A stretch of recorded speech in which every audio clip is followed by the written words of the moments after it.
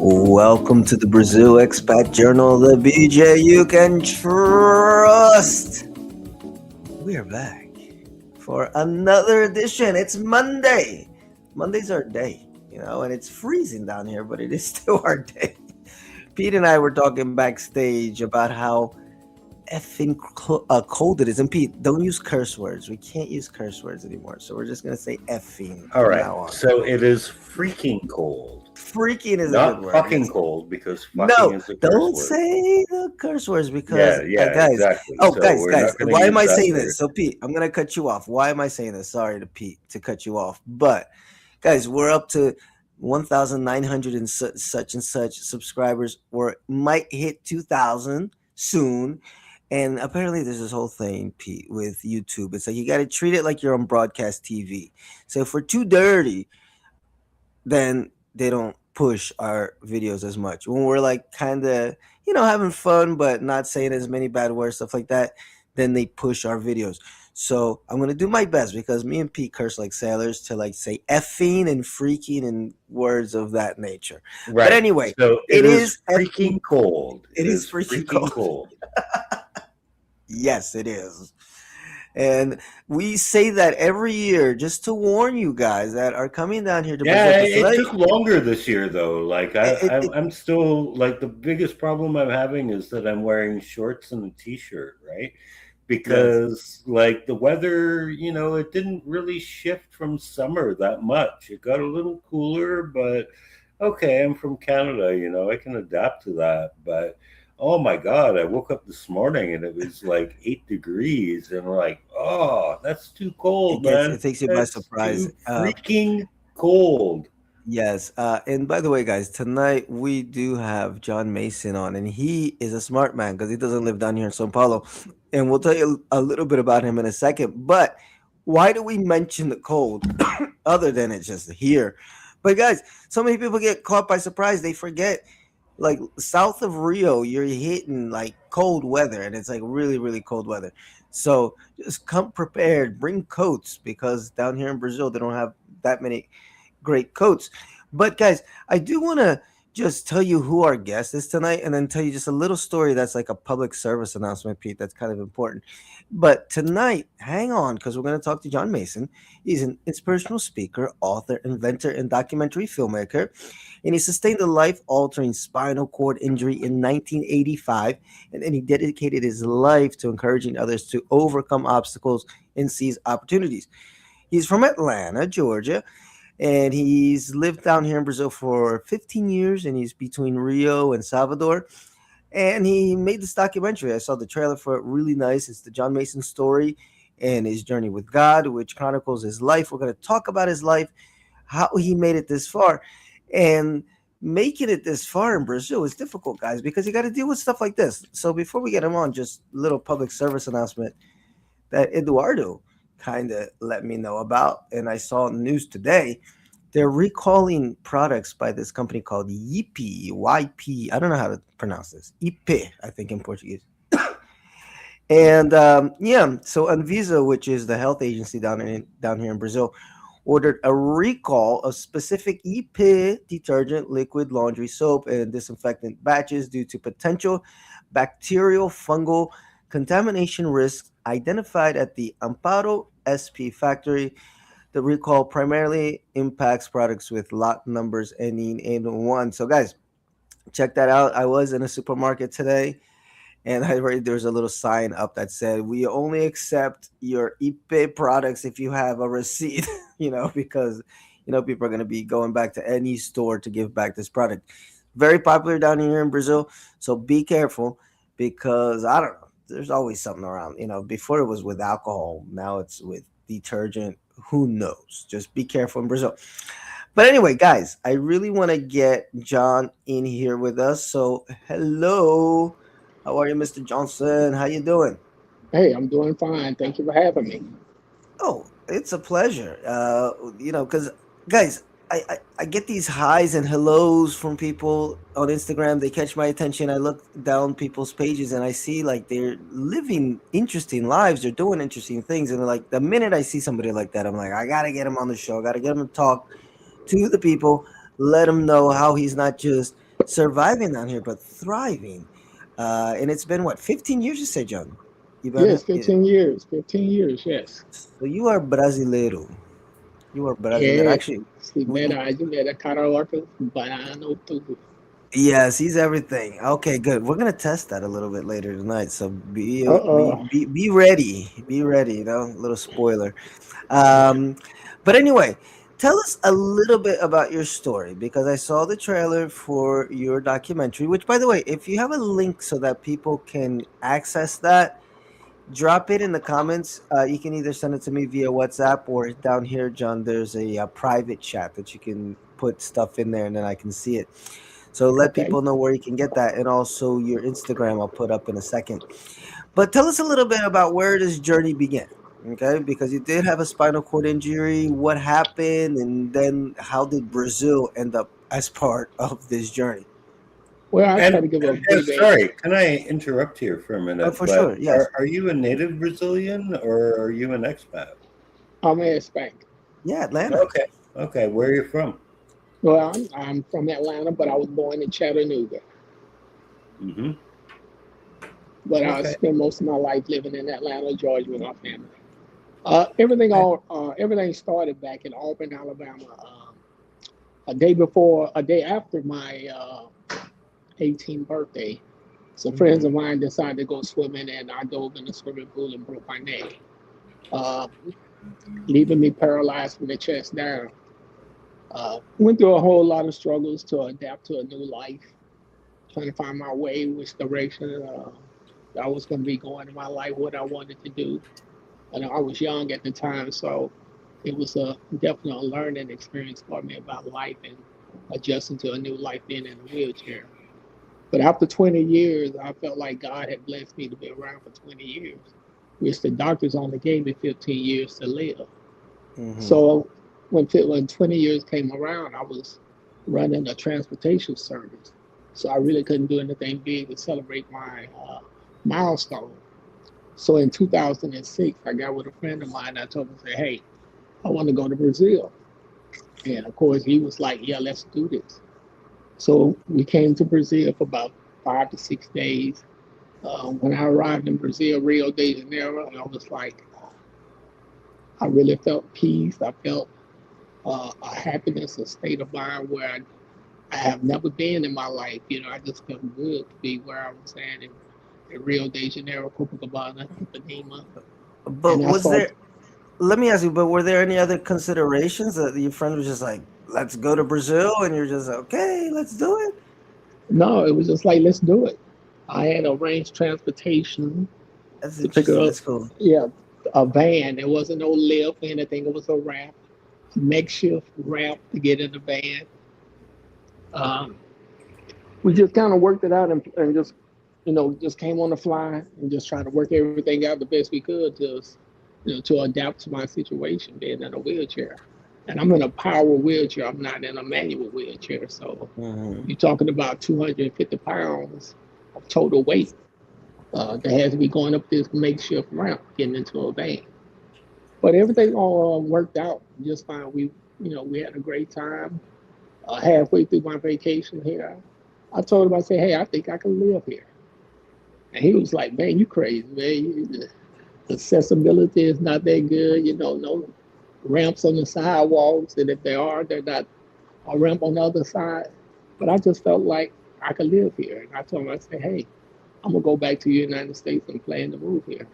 So on the way back to Atlanta, I decided to shut my business down and start focusing on moving to Brazil in 2006. Put all my furniture in storage and came here for about a year and a half. It was tough because the first year I was here, they had just started with, I wouldn't call it public transportation for people in wheelchairs. It was basically an adapted van or a vehicle that that would carry people around that's in wheelchairs. They had a Yeah, ramp on it. well, you touched on that, and that's something that I wanted to touch on, which is mobility issues. Like when you came down here, even when it was for a vacation. So this is 2008. This is about this is when I arrived in Brazil. So I kind of know what Brazil you're looking at in 2008. And it wasn't the most Hmm. accessible place. At least, I mean, São Paulo No, sure wasn't. So how did that factor into your decision, and what made you say, I don't care, I'm just gonna make it work? I just like you said, I didn't care. I was just going to make it work. I just felt, people ask me that because when I went back home, my family was like, "Man, you crazy? You want to move to Brazil without your family?" Basically, they was calling a third world country, and I admit that Brazil was way, way behind when it came to ADA. With the laws and everything, they didn't have to abide by any laws. But there was some, stores and hotels and apartments that tried to make some things accessible. But it was difficult in the first few years, trying to figure out where I can stay. I knew that I would probably spend more money for a bigger apartment because I needed the room.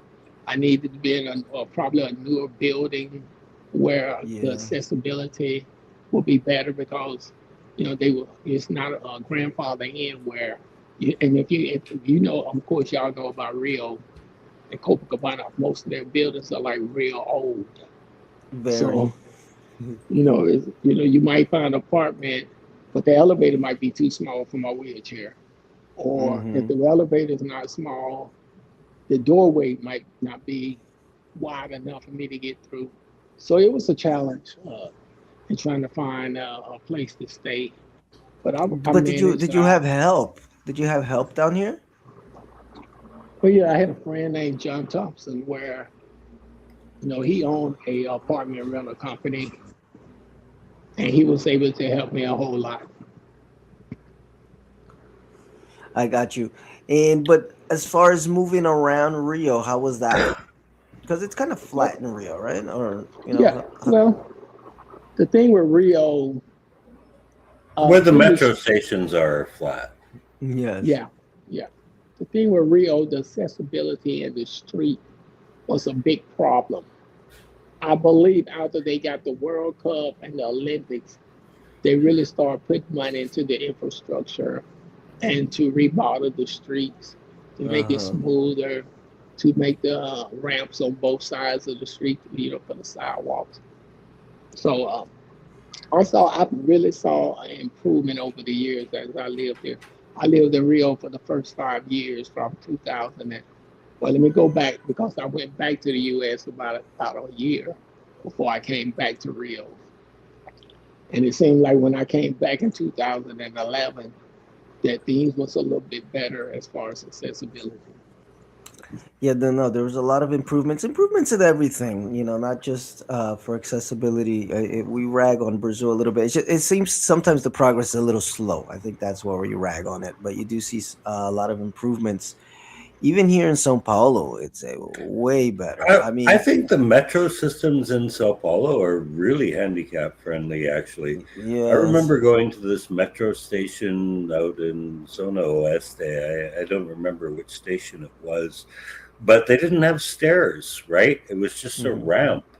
And I was thinking, like, okay, besides the benefits that this has for people in wheelchairs, what about regular people? Like, what function do stairs actually serve? I Hmm. mean, do you feel good climbing Mhm. upstairs or do you feel better just walking up a ramp? Personally, I like walking up ramps. Ramps are nice and easy. They get you to the same place you were going to anyway, and they're more wheelchair accessible. They just take up space. That's what people, you know, fight. Like, we don't want the ramps, but I'm glad that that's changing here in São Paulo, and people are willing to do that, and in Brazil in general. So you said the first 5 years were in Rio. So then, where did you go after that? After the first 5 years in Rio, I decided I took a vacation to Salvador Bahia, and I really love Salvador Bahia, and Hmm. mainly because of the weather. Now they are Yes. a lot behind in Rio as far as accessibility and infrastructure, Hmm. but I knew when I go there, I will pay more for rental there. I take that back. I paid less there Yeah, for no, it was apartment in way front of the cheaper, ocean way cheaper. Yeah. yeah, than I would in Copacabana trying to get an apartment in front of the ocean.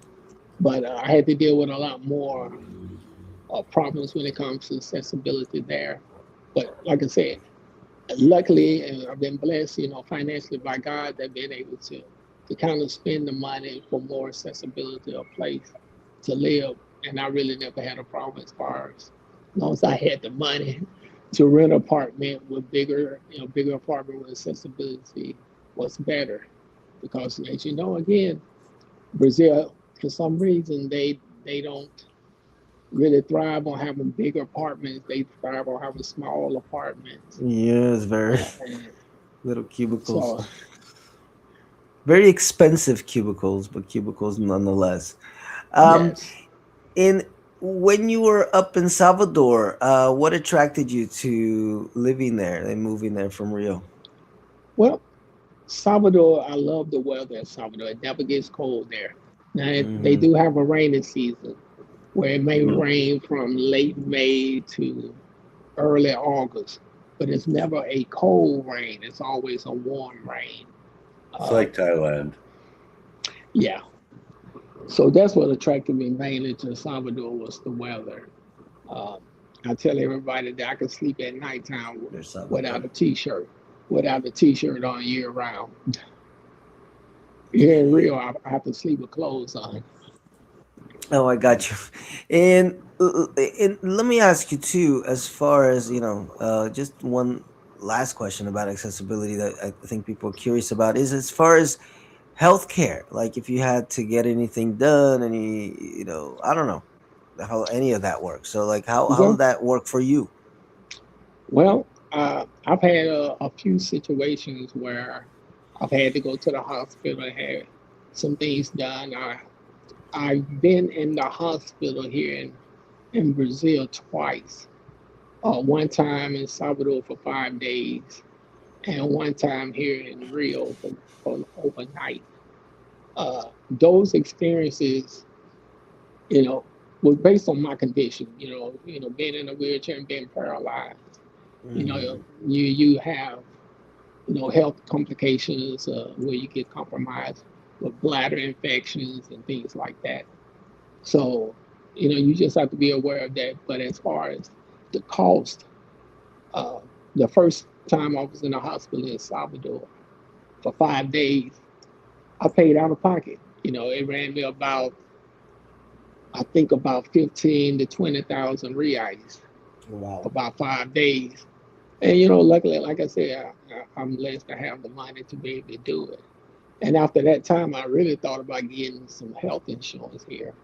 But I'm a Hmm. person that really never, I'm never really sick all the time.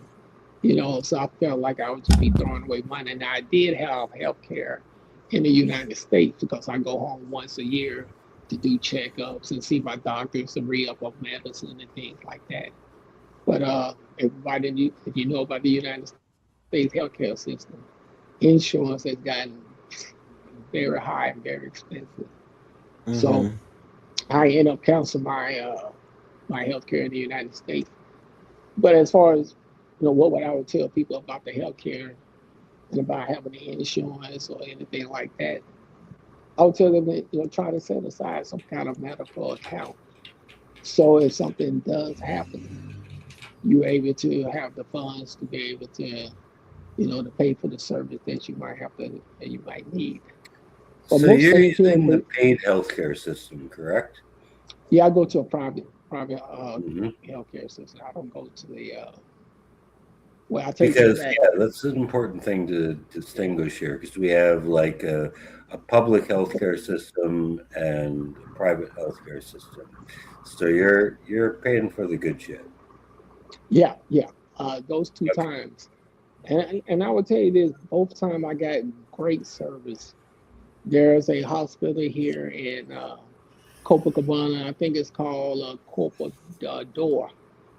And if you know Rio and Copacabana from the outside, it don't look good, but if you go inside, you see it's a whole entirely different situation. And they had state of the art equipment. Everybody in there spoke English. The doctors, the receptionists, the nurses. And this particular time, I had to have emergency surgery overnight. I had injured my urethra from a procedure that I had done in the United States. But it turned out pretty good. I think that cost me about I think about 30,000 reais total. Wow.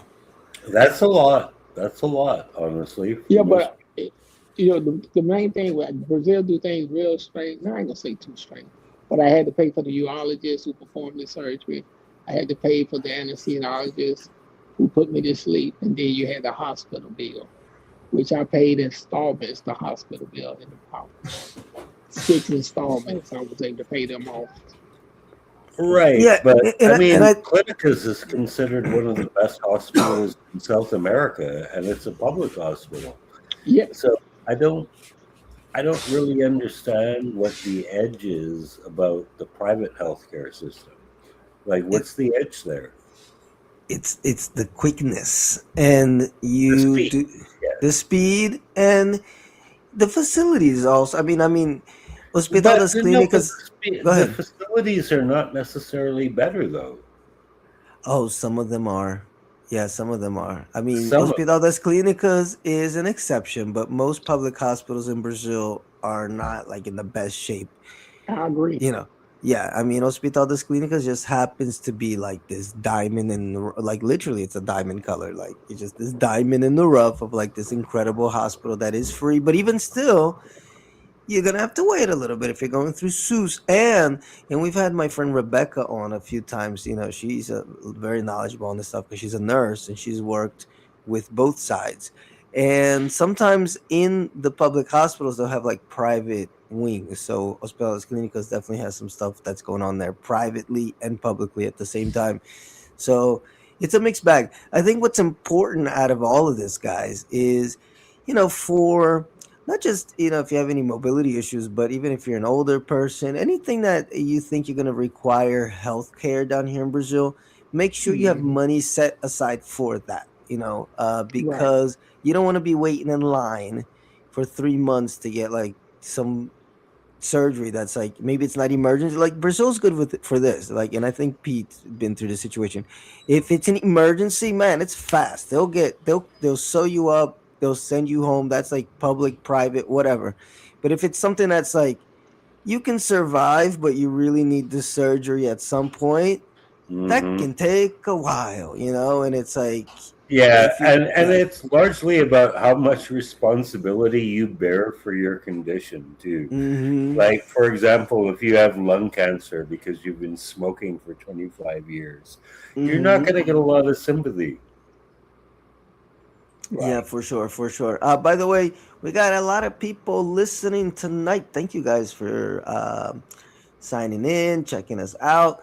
We're with John Mason tonight, and he's giving us his story, man. And I love like his whole style, his whole vibe, because he's just like, yeah, I just did it, like why not? And I'm so into that. And Brazil is a place that taught me how to be even more like that. I think I've always had a little bit of that. I mean, I was born in Brazil, so maybe it's in the blood, but coming to Brazil, it made me even more like this of just because Brazilians are like that. They're very spontaneous, and it's just like, let's just do it. Why Mhm. not? And in the US, we kind of grow up to be very regimented and like think three times before you act. In Brazil, it's like act and then think about it, a lot of times, which isn't always the preferred method, but there are some benefits to having that mindset.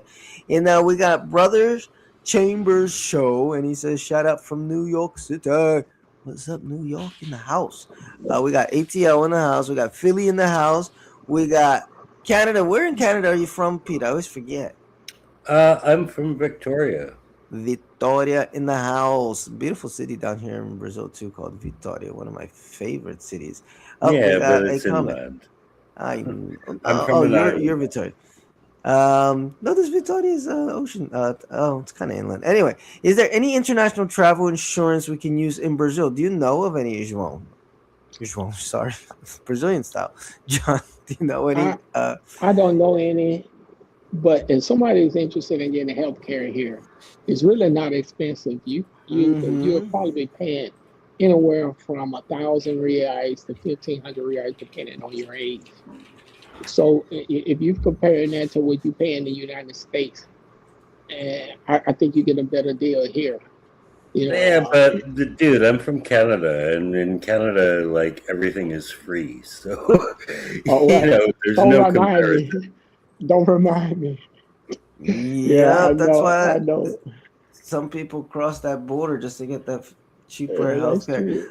Look That's at true. this, by the way. We had a show about this like eons ago, Pete. I think it maybe 2 years ago. Maybe it was the show with Rebecca, and she broke down like all the different healthcare companies and stuff like that. Um, I work, as you all know, I work with a high school, and they offer us healthcare, and we've had a meal which I thought was incredible. A meal is like really, really, really, really good.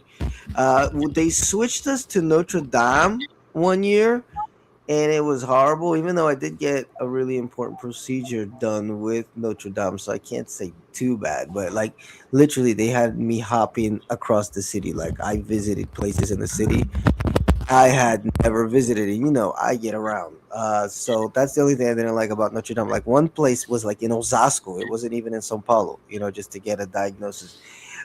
In a meal, everything's more central. Like they do a lot of stuff. That was one big thing.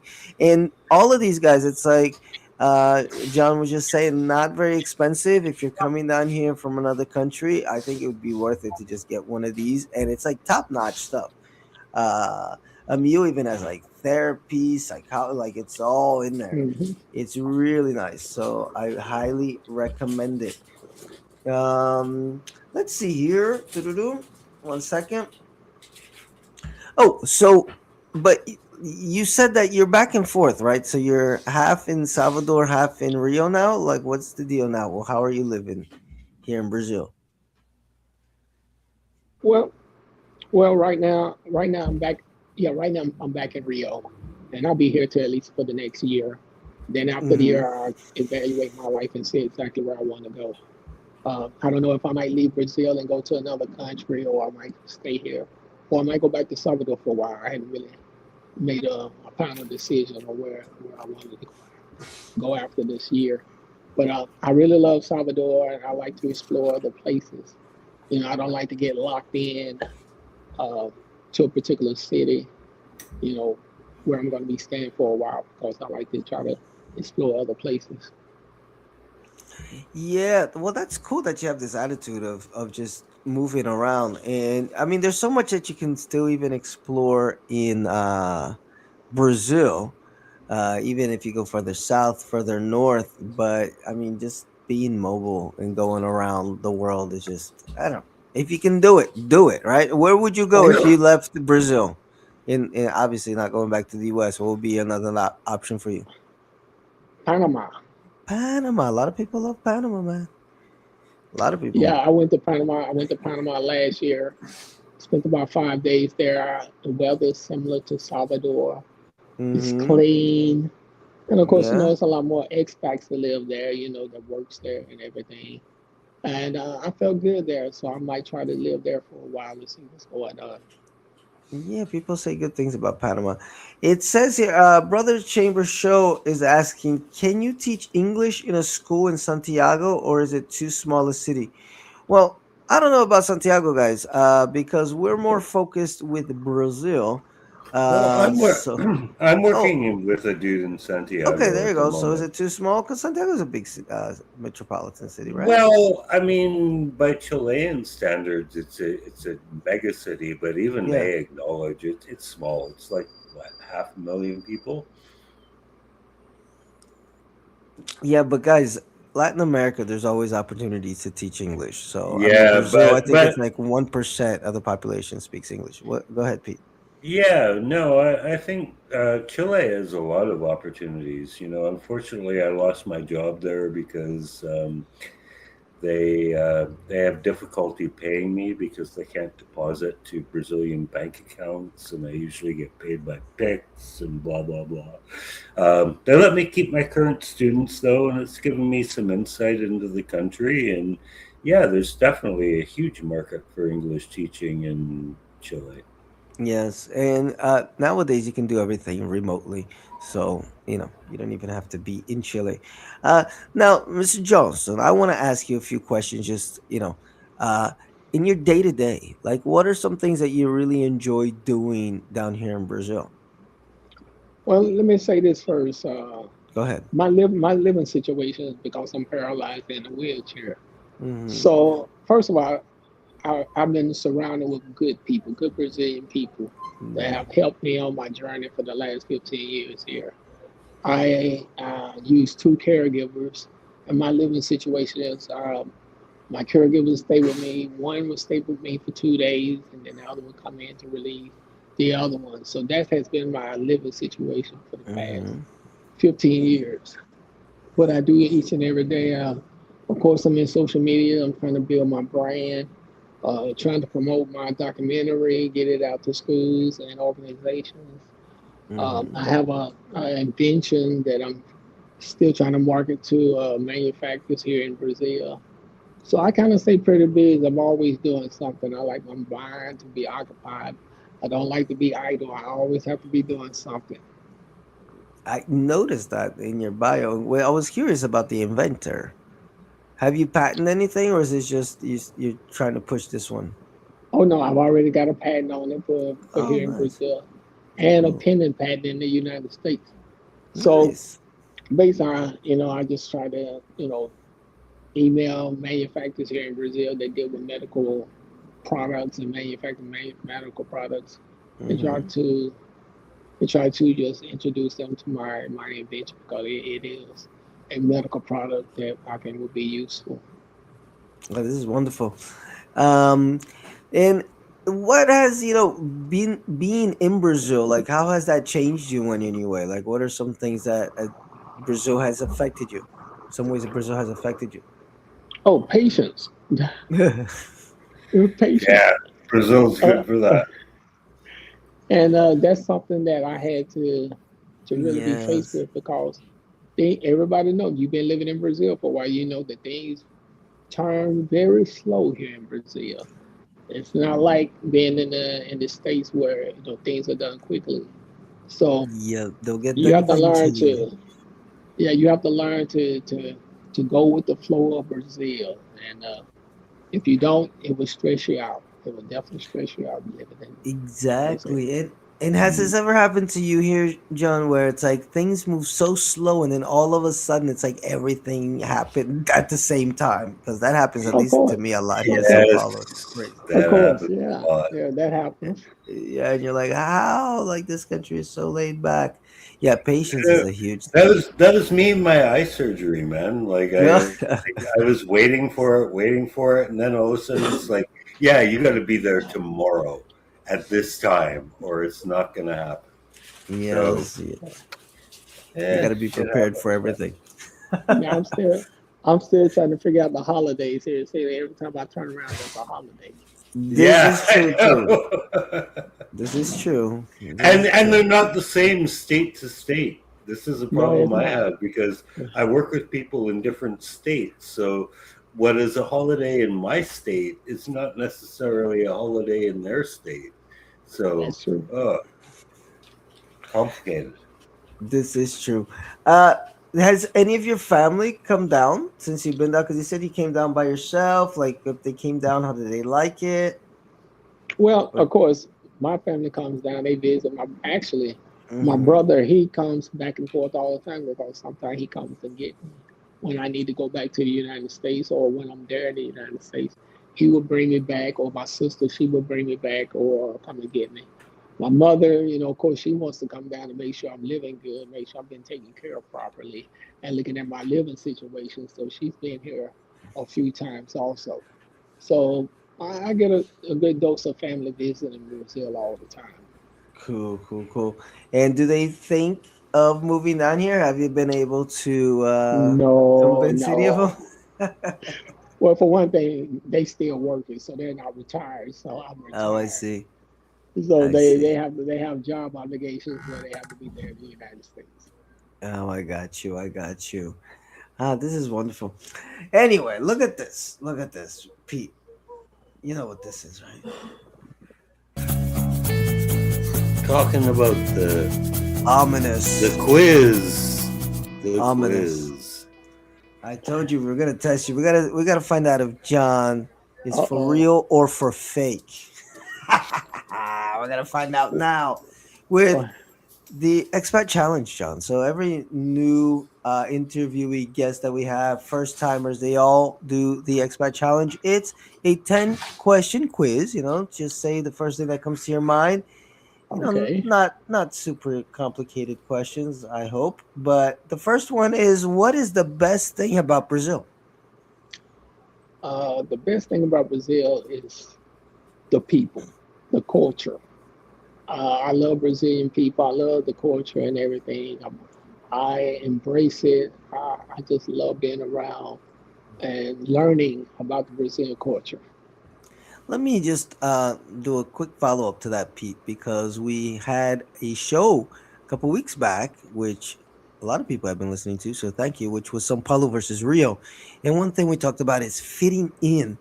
And I wanted to know, John, if you had any issues with that. Like how quickly were you embraced when you got to Rio? Well, I think I was embraced very well. I think, of course, the Brazilian people are very helpful. They're very friendly. I never had a situation where I felt like that I can't get any help. Every situation, every problem that I've had, there has been some Brazilian person, either my caregivers or friends of mine. I have friends that are in wheelchairs that live here in Rio, and I've always been able to solve whatever the problem that I had. Cool. Go ahead, Pete. All right. So we've been over the warm, fuzzy feelings. What about the worst thing in Brazil? The worst thing in Brazil, wow. The worst thing I would say about Brazil, for me, would be the accessibility issue. Uh, Apartment accessibility is very scarce here. If someone is coming here in a wheelchair, you have to be prepared to pay a little bit more money for an apartment that's accessible and that's bigger, that has more space. So I would still say probably the accessibility issue for living in Brazil. Okay. Yeah, I'm looking here. Excuse me. 2022 census says there are 14.4 million people with disabilities in Brazil. And there Mm, are some laws. There are some laws for accessibility. There's a law that's strong, comprehensive legislation. But the problem is it's from 2015. Um, but it's, But I mean, yeah. like, there's elevators and shit, right? Like, elevators should compensate for a lot of that accessibility. Well, no, but that's just a start because you have to think about like what Tony was saying at the beginning about just size of apartments, size of Right. doorways. Because look, it says accessibility in Brazil is characterized by strong, comprehensive legislation, principally the blah blah blah law here. Yeah, struggling against significant implementation gaps, particularly in older urban infrastructure and public services. Exactly what we just said, mhm, because mhm, Right. and that's always the issue with Brazil. There's a law for everything here, like everything. It's so many laws that sometimes they contradict each other. And I used to have a student that was a lawyer, and he used to win cases because of that. Because he's like the laws end up just contradicting each other if you go deep enough. But it's implementing. Okay. mhm. We say, look, new public buildings in major urban centers show better compliance. Over 60 million residents in urban communities face barriers. 60 million, which, by the way, this is a famous picture I always show on the show of one of the sidewalks here in Villa Madalena. And this is considered a rich neighborhood here in Sao Paulo. Like, gotta have some cash to live here. Imagine, I mean, it's tough enough Yeah. just regular old folks Yeah. get I up. mean, Imagine if you're trying to get up in a wheelchair, crutches. Come on. even where Well, we live, like, it's let just me an say this. issue of tree roots pushing up through Yes. the concrete, Yeah. and it doesn't get attended to. So, yeah, I mean, if you're just trying to stroll along in your wheelchair and you come across a street like this, like, what are you going to do? Well, let me say Yeah, it's this from kind of my rough. Go ahead. experience. Go ahead, John. I can tell you the many times that I went into a business establishment or a public building or government building where all they had to say they put up a ramp there. Now there's a certain incline on the ramp that's you're supposed to have. Let's say the incline is very steep. I'm gonna always need somebody to stand behind me to kind of give me a little push in a motorized wheelchair just to go up the incline of the ramp. I would not be able to do it by myself. Now there's an issue with turning. Once I get up there to be able to turn to get into the doorway, it's not enough room to turn. So there's still, just because the laws are in place, there's a lot of companies and businesses where they always feel like, hey, well, I abide by the law. I got you a ramp. But, Hmm. the ramp might be so steep where it still is, a risk to my life where I can injure myself or tilt over. I totally feel that. Um, we're gonna move on to the next question, but very quickly because I think brothers got confused here. He was thinking about Salvador Bahia. Um, listen, we'll do a show about Salvador. We did one actually because I went there a couple years ago, and then we can answer some of these questions more in depth. But look, teaching in Salvador, not as many opportunities as you think. I actually had a friend who was trying to move to Sao Paulo because of that, and another friend of mine who retired because he was like, okay, there's not a lot of work opportunities. You can find them, but not a lot. And like Tony was saying, it's cheaper in Salvador. Why? Because people don't have as much money. It's a poorer city. It's a nice city, Hmm. but it is a poorer city. If you're around Baja, it's nice and it's beautiful. It's very touristy. You're not going to feel like, oh my God, I'm in a third world city. It's beautiful. Salvador's very beautiful city, Very but beautiful, very but beautiful. yeah, but it It's a doesn't have big as tech much city money. too.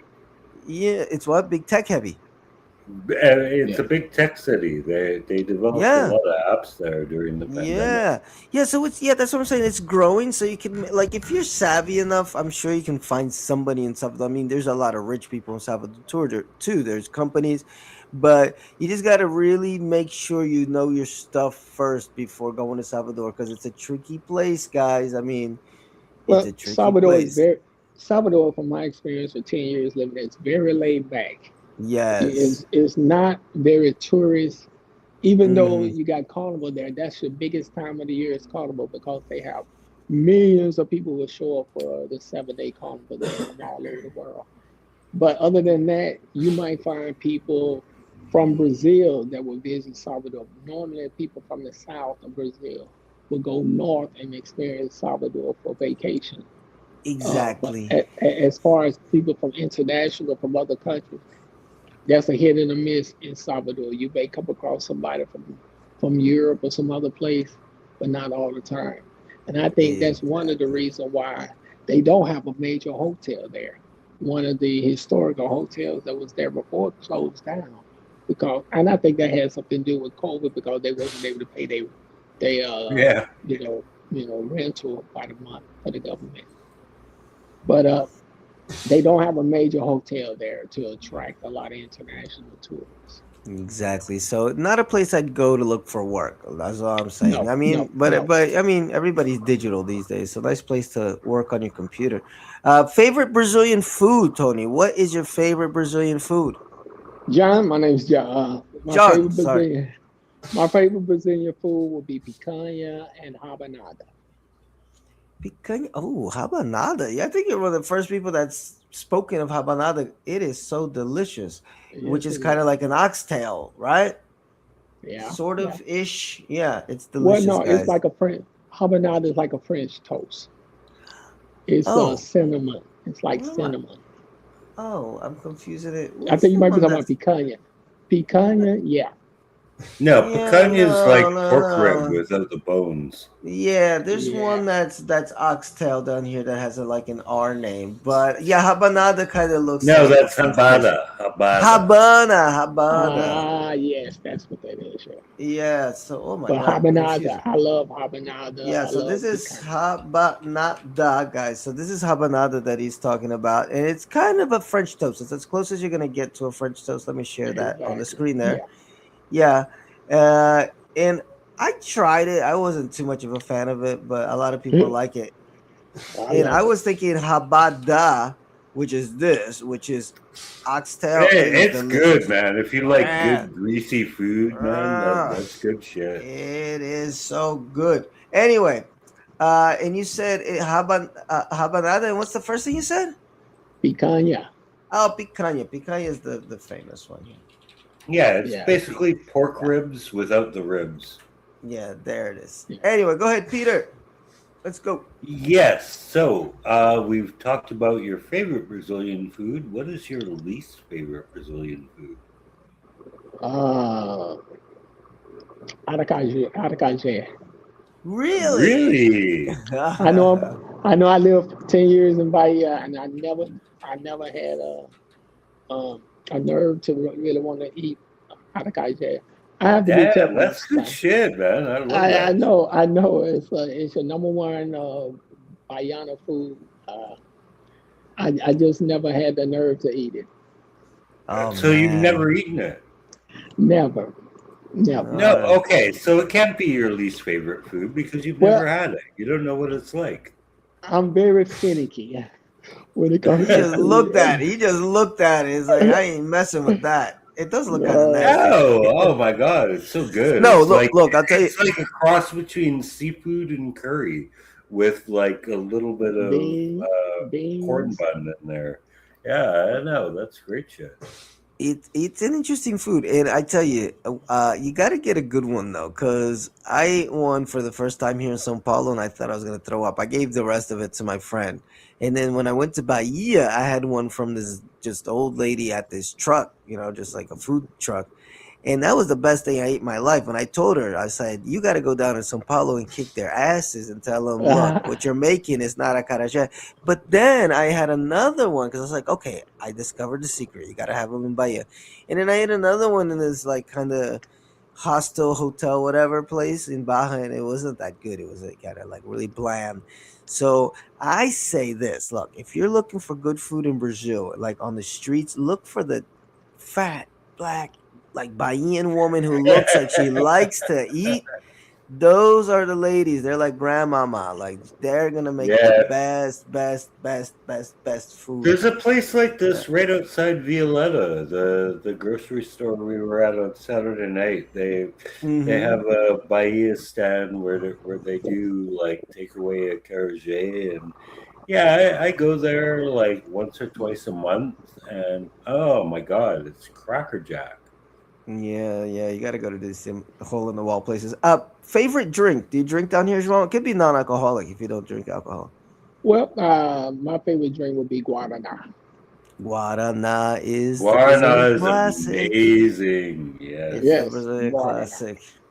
Man, there are people like that just from the US. It's like crack cocaine. They're like, give me some more Guarana. Give me some Guarana. It's just a funky drink, right? It's its own thing. Yeah. Yeah. Yeah, I miss root beer so much because you can't get root beer here, right? But Yes. what are you gonna replace that like one of a kind drink with? And Guarana is it, man.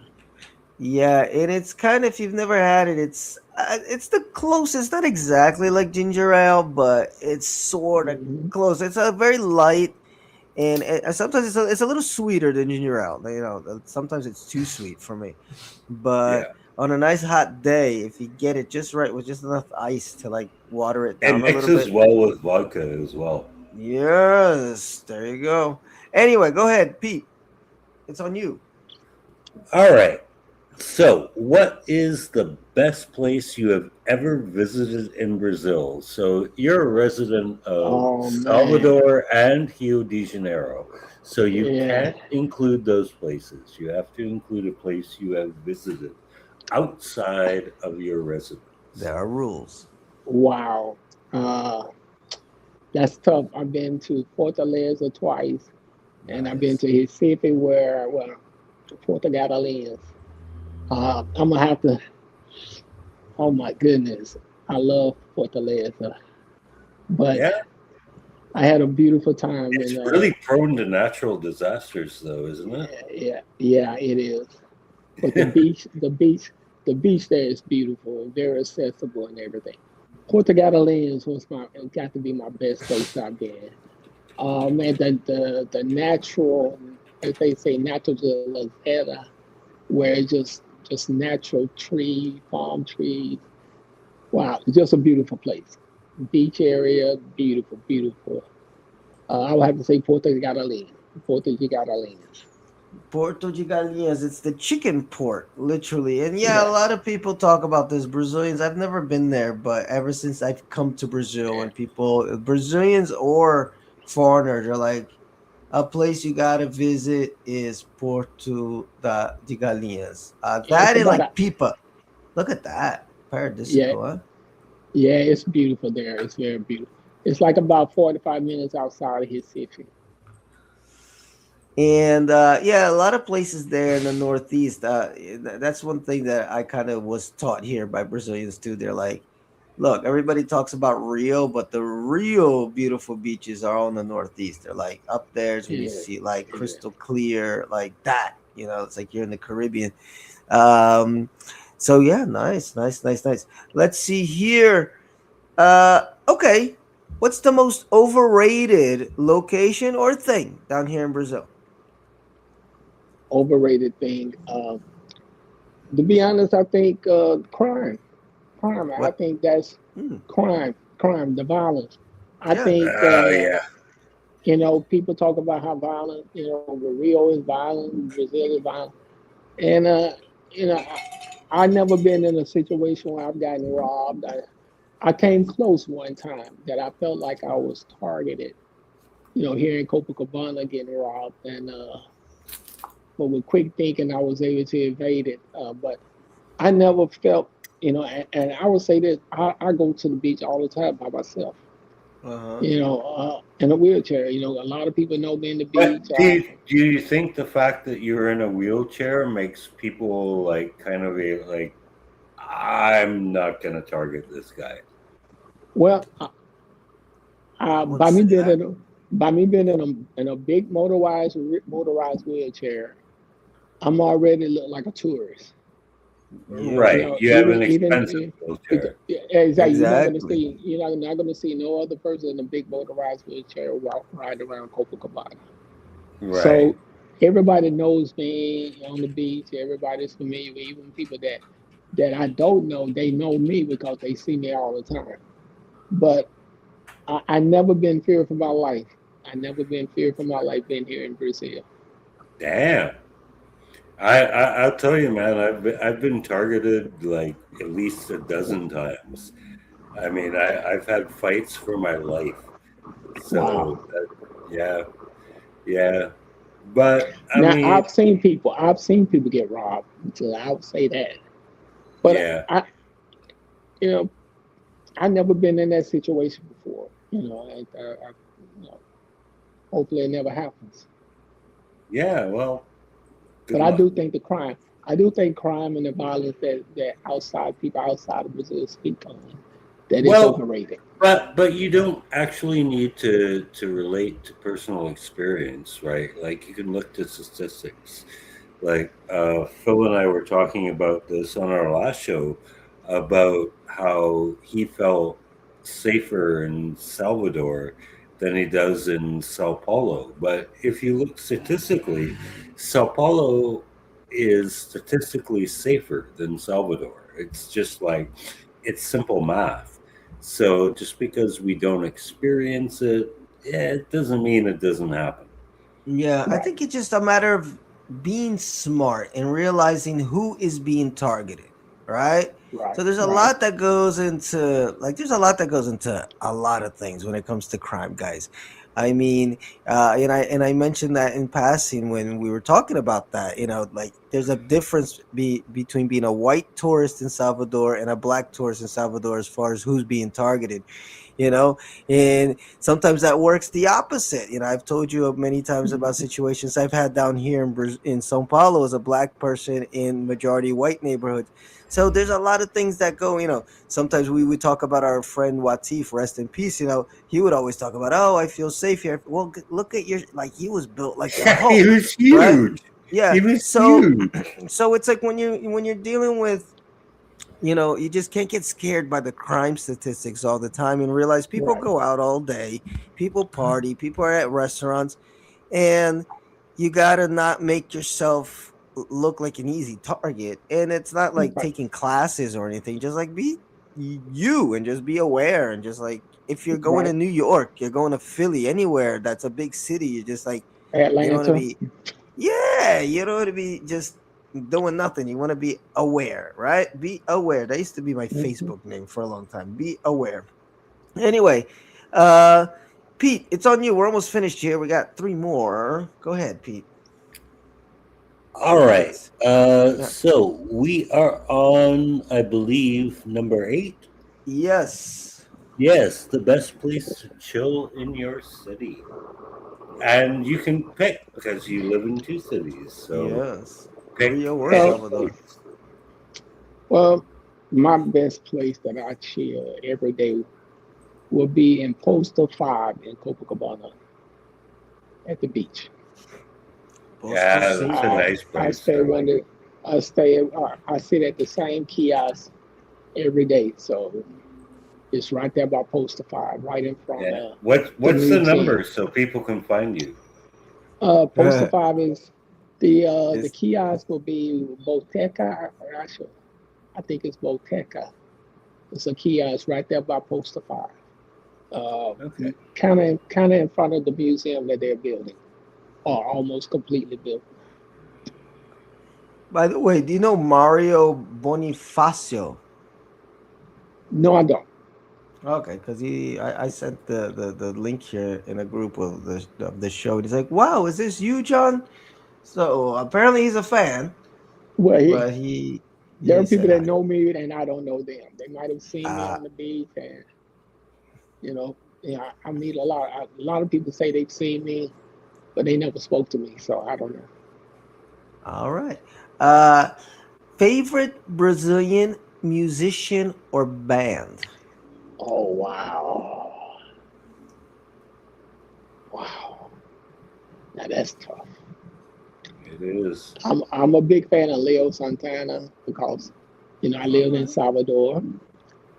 Uh, band, wow, Well, it can be an individual band. artist too. I'm gonna just stick with a Leo Santana. Yeah, Leo Santana.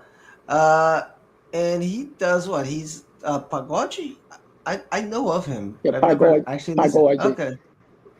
Yeah, Can you believe I've I never was actually lucky to. listened to Leo Santana? Like I've heard his name being spoken, but I've never looked him up. I always thought he was like a country western sertanejo guy. Like this is the first time Yeah, I'm actually looking at this guy. I Totally had to different say person. I had to say Leo Santana because we was on the same flight together coming to Oh, Rio, nice. Oh and we took a wow. picture and we took a picture together. He was so nice to take a picture with me. So You I know got what to it say Leo is? Santana. I'm confusing him with this guy, Luan Santana. All right, they have No, very similar Leo, names. They have Leo, very Leo, okay. They've sung Leo together Santana. though, but they've sung together. Look at this. Look at that. Yeah, Marketing, marketing. Look, Luan yeah. featuring Leo. So they did a little something together. But all right, and it's not Santana either. So a lot of names out there. Pagode is great though. Like, were you Yeah, totally into the music like as soon as you hit Brazil, or did you listen to yeah, it before? yeah. You know what? That became my teacher. Brazil music became my Wow. teacher. That's how I Oh, for learned Portuguese, Portuguese. yeah. Yeah, yeah, Yeah, yeah. It's really good I for that. learned a lot of Portuguese with music too. I It's yeah, learned crazy. from all my Brazilian profanity from Brazilian songs. yeah. I like pretty much all Brazilian music, funk, pagode, uh, pretty much everything. I listen to it all.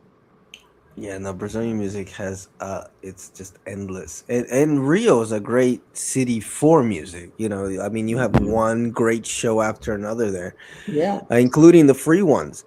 Were you able to catch any of those, like Shakira, Lady Gaga, Madonna, yeah. all that mess, or no? Did you escape the Well, city? I'm 1.5 blocks from the beach, and I was Oh down boy, there earlier. I was down there earlier, enjoying everything, but I just 3 million people was just too much for me to be a riding around in. little much, Yeah. a little much, a little much. But I mean, had no choice. I mean, even from your house, you heard the Yeah. show, so you had an actual free show come to your door. That's crazy, though. That's crazy. And during carnival, like, how was that like for you? Do you move around? Do you stay in the Well, cut a little bit? How does that work? okay, well, I have to always tell people the difference between Carnival and Rio and Salvador is a bit different. Here in Rio, it's more samba. Yeah, I very, every, very. for 5 years, I would go to the Salvador, the big stadium, to Yeah. watch the samba parade there. I mean, that's one of the most beautiful experiences here in Rio that you could ever experience. To go to the samba drone and to watch the parade there, and to know how dedicated the people here in Rio is, how dedicated they are about Oh samba yeah, it's and about incredible life. Yeah. what they do Now with in those Salvador, parades. now in Salvador, when they say it's the largest street party in the world, Yeah, yeah. Same I with had Sao front row Paulo. seats. Sao Paulo took a long time to adapt to it, but Yeah, once they picked up on it and realized that like samba isn't our thing, and we're just going to go with our individual themes, it works really well. So I can imagine how in Salvador it probably it translates different to the culture because it does. Salvador It has a does. completely different culture than Sao Paulo does. I mean, Salvador the Carnival Lord, is this, y'all. It's just a load of people, a lot. largest street party in the world every Yeah. year. But it's very Afrocentric too, isn't it? It is. It is. Yeah. Look at that. And Look at and I that. was lucky. I was lucky where my apartment was located. I had front row seats because we had a big balcony at the Nice. Star Hotel where I live, and it It, overlooks the whole street where the carnival will come down. yeah, and what you're seeing on the screen is the way that the Salvador Carnival works is they call this a trio elétrico. Trio elétrico is the Yes, electric train, whatever. Electric yes, rail, I guess. And it's just a truck, and it's gonna carry the musicians up top. And we have versions of that in the little blocos here in São Paulo and Rio, where there's little vans that do this. But this is the official. This is like the real version of it. And yeah. that truck's just moving, and you gotta buy tickets. Like these people down here, they're the expensive tickets. They give you a little shirt that's called an abada. So if you got that little shirt on, you can get up close to the truck. If you're poor, you're gonna And be you'll down there. get So free kisses too. yes, yes. So it's not totally free. There's a little bit of payment if you want to get up close to that truck. But for the rest of the folks, you're outside and you're just hanging and you're seeing Yvette Sangalo, which is like, she's a powerhouse Brazilian performer. She's like Oh yes, Beyonce. yes, Pa, pa, yes, pa, yes. right? But anyway, last question, just to close it out, is a word of advice for future visitors to the country. People coming down to Brazil, what would you tell them? Well, I would tell them to just enjoy yourself, embrace Brazil, embrace the culture. I find myself talking to a lot of people that come to Brazil, especially here in Rio, and they want to bring their American ways here. Leave your American ways in the United States and embrace the country of Brazil, embrace the people. Uh, Enjoy yourself because if you expect things to be the same way in the United States, you will come here and be disappointed. Hmm. Eddie. Well, you okay? No, no, no. I was thinking about your friend, Eddie Vespool, who Yes. came down here expecting things to be like America and was disappointed and basically went on a hate campaign against it. Wow. Hmm. That's one version. But it's a tough country, guys. It's a tough country, But even when one you are thing I trying to say, adapt. the phrase I always use, Yeah. hey, you come to Rome, you do what the Romans do. You Yeah, Yeah, come you to got to. exactly. Brazil, It's a you come to Brazil, balancing do what the act. Brazilians. Yeah. But Yeah, no, but think it's a balancing act because there's some stuff that Brazilians do that's frustrating, and it's like, no, I don't want to do that. And then being able to like give yourself limits and being like, yeah, I'm not doing that because that's stupid and it's no. gonna waste my time. I think there's got to be a balancing act of like, respecting that you're in a country and going with that country's flow, but at the same time being able to say, hey, not everything's for me, and that's okay. Oh You yeah. just No, gotta. but where I really agree with this point is I lived in Thailand for a year, and the reason I didn't live in Thailand longer than a year is because I really felt that you need to respect the culture of the country that you live in. And I did not respect Thailand's culture. I thought it was repugnant, actually. And, I had a Thai girlfriend that I wasn't getting along with. And I just like, I up and left after a year. I was like, that's it, I'm done. Mm, And I've been in Brazil for 11 years. So obviously, I've learned to adapt in some Mm, ways. Like, there's things here that I like and I can respect. And that doesn't mean you have to respect everything.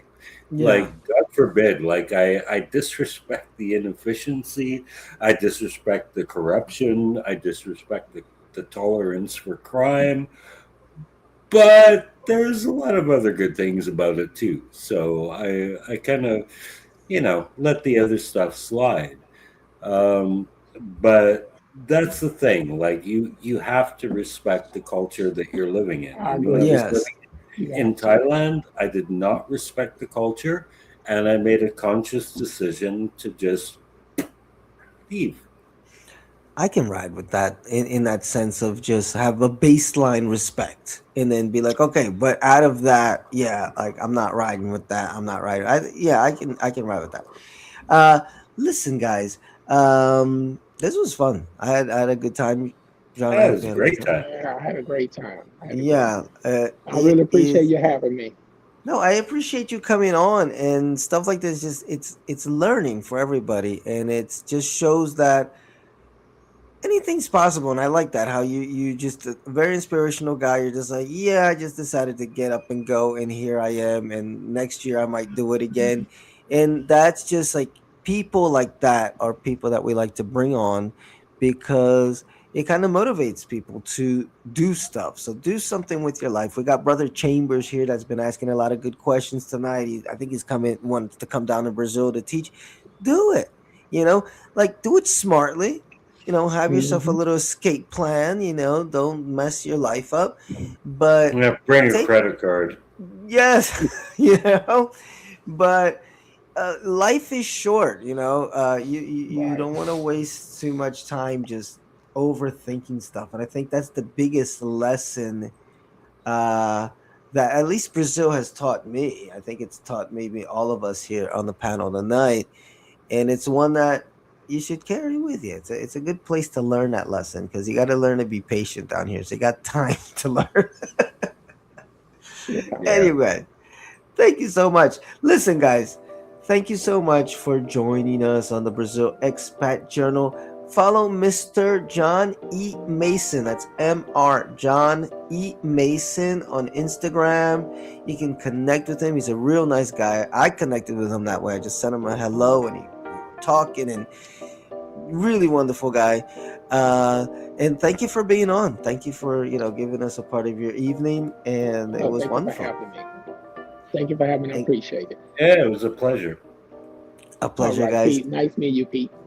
See you, Yeah, people. same. We are offline in three,